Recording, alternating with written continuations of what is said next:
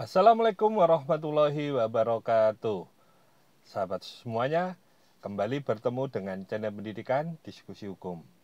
Di video kali ini saya akan mencoba menjelaskan terkait dengan pidana pemerasan. Jadi, pidana pemerasan ini diatur dalam pasal 368 KUH Pidana. Di sini di ayat 1 disebutkan bahwa barang siapa dengan maksud untuk menguntungkan diri sendiri atau orang lain secara melawan hukum, memaksa seseorang dengan kekerasan atau ancaman kekerasan untuk memberikan sesuatu barang yang seluruhnya atau sebagian adalah kepunyaan orang lain atau supaya membuat utang menghapus piutang. Ini diancam dengan pemerasan, yaitu dengan pidana penjara paling lama 9 tahun. Jadi untuk pidana pemerasan diancam dengan 9 tahun. Dan di pasal 68 KUHP di ayat kedua ini menyatakan bahwa ketentuan pasal 6365 ayat 2, ayat 3 dan 4 berlaku di pada kejahatan ini. Artinya ketentuan kejahatan tentang pencurian dalam kekerasan dalam keadaan memberatkan itu juga berlaku. Di ayat 2-nya itu dengan ada pemberatan di sini dengan menjadi ancaman menjadi 12 tahun.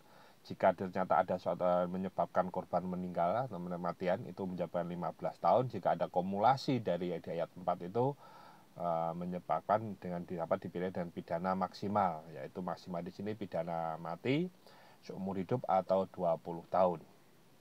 Baik, kita lihat bahwa di sini bahwa dari delik pemerasan di sini ada unsurnya, yaitu kalau jelas unsur barang siapa yang adalah subyek hukum, tapi kita lihat unsur pokoknya di sini bahwa ada maksud untuk menguntungkan diri sendiri atau orang lain, unsur melawan hukum dan memaksa seseorang dengan kekerasan atau ancaman kekerasan.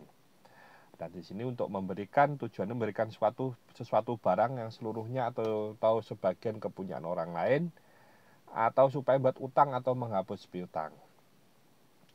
Jadi di sini titik poin dari tindak pidana ini kalau masuk menguntungkan diri sendiri melawan hukum ini hampir ada unsur yang sama. Jadi dengan pasal lain nanti akan kita bahas bahwa di sini bahwa titik poinnya adalah adanya paksaan dengan kekerasan atau dengan ancaman kekerasan.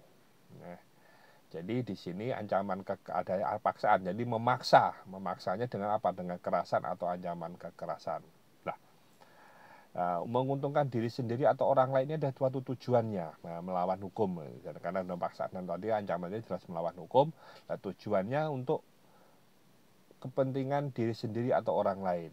Nah, kepentingan ini bisa secara langsung mendapatkan suatu keuntungan atau mungkin tidak langsung, tetapi karena ini adalah dengan suatu proses, ya jadi suatu proses. Nah, sekarang bedanya apa dengan suatu penipuan? Bahwa penipuan itu ya kita lihat bahwa ketika ya dalam pemerasan ini orang menyerahkan barang atau menghapus piutang atau membuat utang ini karena ada paksaan. Nah, karena dipaksa. Namun kalau dalam penipuan, karena penipuan itu karena orang menyerahkan barang atau menghapus piutang atau membuat utang ini bukan karena paksaan, tetapi karena adanya suatu rayuan, adanya suatu tipu muslihat, adanya unsur kebohongan. Nah, ini bedanya dengan penipuan. Nah, terus kita lihat apa ada suatu perbuatan melawan hukum. Nah, perbuatan hukum jelas tentu bertentangan dengan hak orang lain. Nah, ini ada satu pendapat yang menarik yang saya kutip dari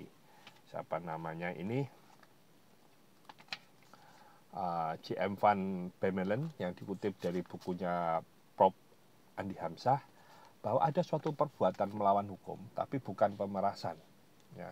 Tapi ini sebenarnya ada suatu perbuatan melawan tapi bukan pemerasan, adalah contohnya orang menagih hutang, ya. Mungkin kalau menagih hutang mungkin ada ancaman, mungkin ada ancaman kekerasan atau mungkin ada juga sedikit kekerasan, tapi yang jelas itu apabila itu berlebihan memang menurut saya adalah satu perbuatan melawan hukum.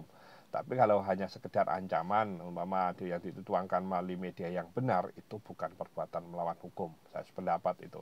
Contohnya apabila di situ diancam untuk bayar utang dengan dikasih somasi. Jadi di situ karena somasi itu ada ancamannya, maka di situ menurut saya itu bukan suatu perbuatan melawan hukum. Tetapi apabila itu ternyata perbuatan dengan kekerasan atau kekerasan, sehingga menyebabkan luka, menyebabkan kerugian pada pihak korban, menurut saya itu satu perbuatan melawan hukum. Tapi itu ada pendapat dari J.M. van Bemmelen ya, yang dikutip oleh Prof. Adi Hamzah.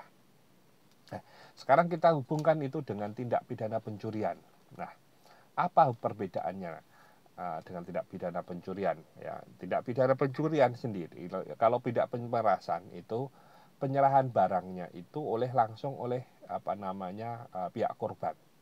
Nah, kalau pencurian ini kadang pihak korban tidak menyerahkan, tetapi pelaku ini mengambil sendiri. Kalau pelaku itu mengambil sendiri itu lebih condong pada pencurian.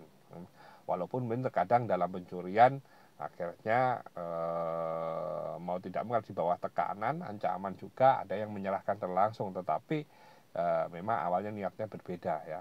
Jadi kalau dalam penyerahan pencurian seperti itu. Selanjutnya dalam pencurian ini barangnya ada kelihatan, ada ya, barang benda bergerak atau tidak bergerak, berwujud atau tidak berwujud, atau tidak berwujud seperti listrik, itu kan masuk dalam pencurian.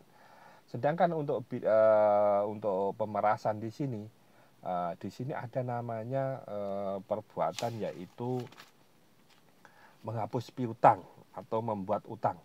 Lah, ini kan tidak mungkin dalam pencurian menghapus piutang, tidak mungkin ya. Contoh menghapus utang, contohnya apa? Pemerasan dipaksa apa? Membuat tanda tangan di kwitansi, padahal dia tidak pernah membayar, tapi dipaksa membuat kwitansi yang sudah menyatakan dia membayar. Nah, ini bagian dari bentuk pemerasan dan ancaman. Nah, terus bagaimana apabila pemerasan ini dilakukan di dunia maya? Apakah pasal KUHP ini masih berlaku? Ya. Di dalam pemerasan ini, apabila itu menggunakan dunia maya atau internet atau sistem mungkin media melalui media sosial atau mungkin melalui media yang lain yang berbentuk internet atau dunia maya, ini bisa tunduk di dalam Undang-Undang ITE. Pemerasan sendiri yaitu diatur dalam pasal 27 ayat 4 Undang-Undang ITE. Tentunya terkait masalah Undang-Undang ITE sudah saya bahas di channel ini juga, silahkan ditonton di videonya. Oke, itu tadi penjelasan dari kami. Jika ada hal yang ingin ditanyakan dan masih ada yang ingin diketahui dari masalah tindak pidana pemerasan, bisa disampaikan di kolom komentar. Sampai bertemu kembali di video kami yang akan datang.